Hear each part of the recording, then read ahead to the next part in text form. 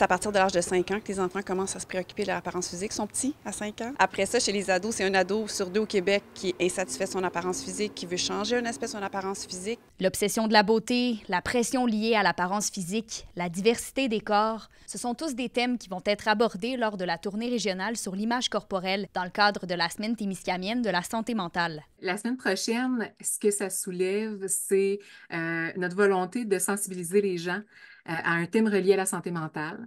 Donc, on ne parle pas ici de maladie mentale, de troubles de santé mentale, on parle de la bonne santé mentale, de promouvoir des thèmes en lien avec la santé mentale. J'essaie de déboulonner dans les conférences toutes les fausses croyances, les préjugés, la pression de société qu'on a qui nous crée ce malaise-là, puis évidemment de donner des outils, d'aider les gens à trouver des moyens pour se sentir mieux, puis se sentir plus en pleine possession de leurs moyens par rapport à leur corps.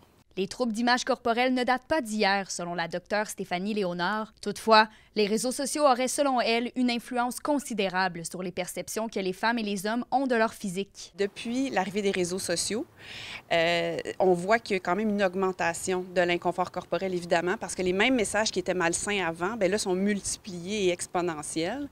Mais je pense qu'on en parle plus, mais c'était définitivement là avant.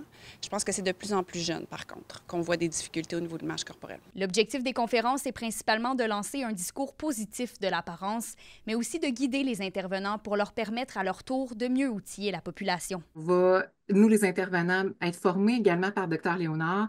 Donc, on va s'outiller, avoir peut-être de meilleures stratégies pour intervenir auprès de notre population qui, je crois, a grandement besoin de support à ce niveau-là.